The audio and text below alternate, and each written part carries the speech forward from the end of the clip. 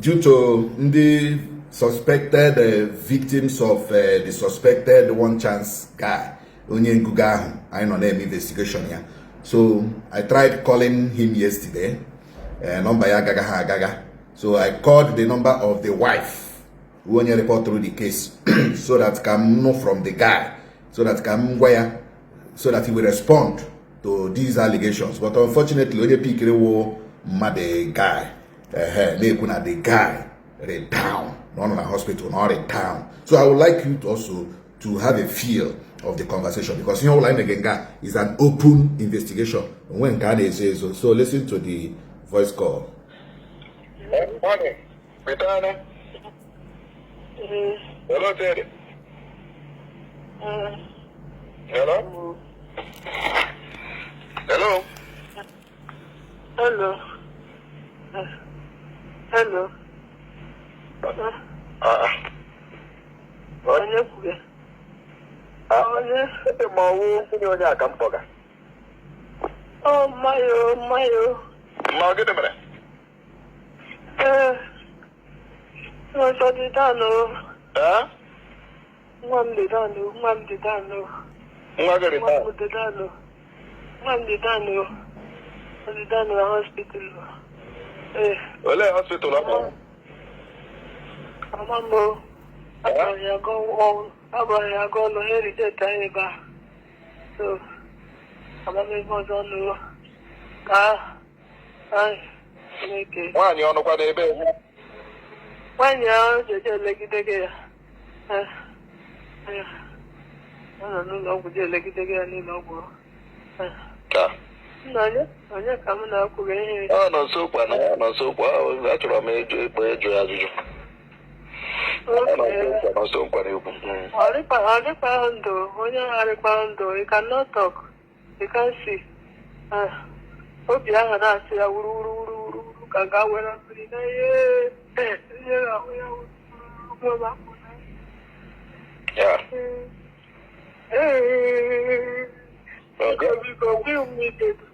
Biko jidekwere m nwa ahụ chiri ime bụ nwa ahụ chiri ime nwa m anwụọ.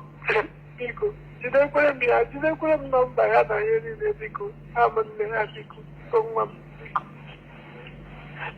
nye nwa m nene ha gaala m ga jọ obere something like that, onweghị ọbụla obere ọ just to set him up.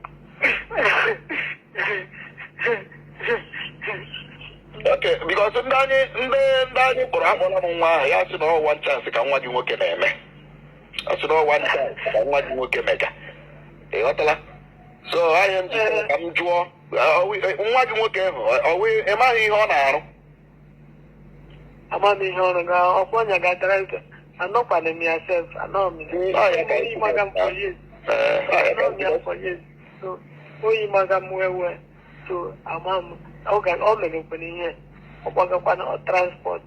So because ndị anyị jụrụ si na one chance ka ahụ na-eme.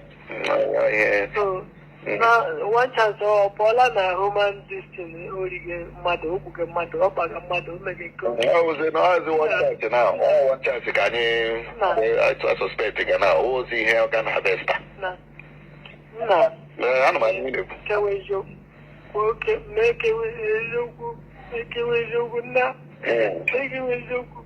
One chance asịkwa one chance asị ọ bụrụ mmadụ, ọ bara mmadụ, o nwere ogbe. Ele nwatakịrị kụgbuo ya, kọọ ya, kụnyere ya ọnụ na agwakwa mmụọ ga-agbakekwu ihe ekwubeghị one chance amanụ mmụọ ga-agbake na-agbake ya n'anya mara. Ngwanụ nwaanyị ya data gị esi akpọ m enụna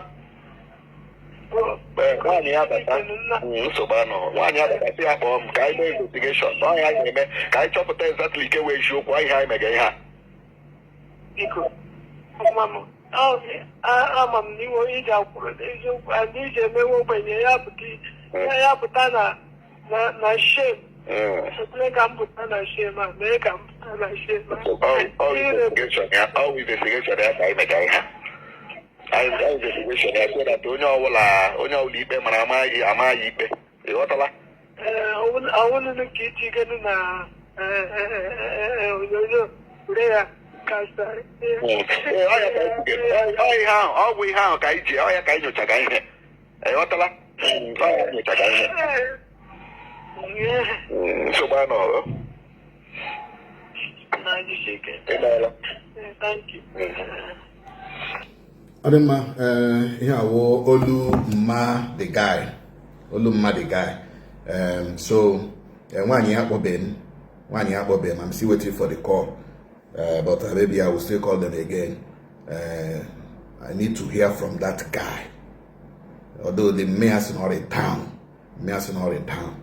Normal Hebe Hospital, or Nwayano, according to call women and also normal the hospital, Nwayano. I'm in Agota. So all these things is social investigation I name. So after the investigation, we will now officially write our report and probably we get to the relevant authorities. So that is the investigation that is still ongoing. And we've got other victims in the Oralam. We have recorded their conversations. As time goes on, we put it out there. What we are doing is an open investigation. Thank you very much.